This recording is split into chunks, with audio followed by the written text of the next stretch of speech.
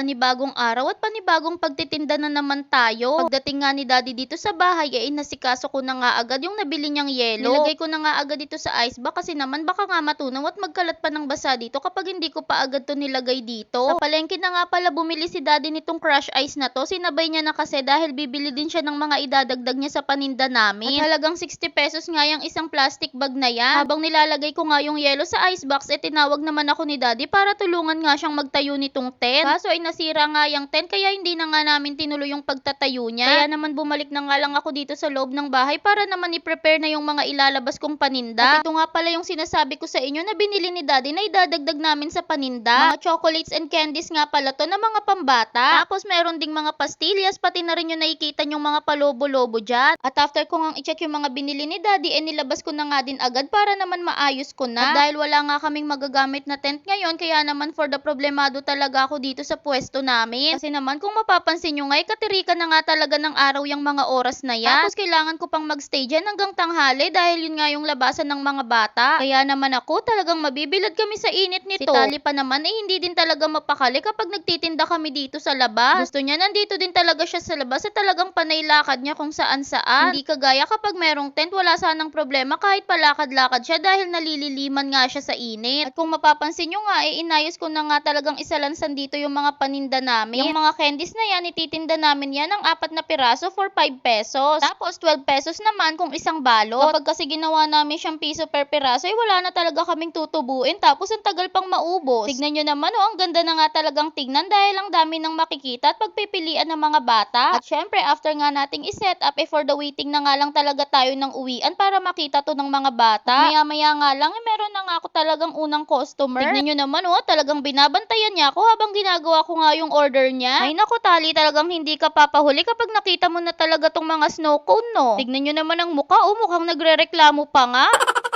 Tignan nyo naman, talagang enjoy na enjoy niya yung mga paninda namin. Kanina pa yan siya panay utang.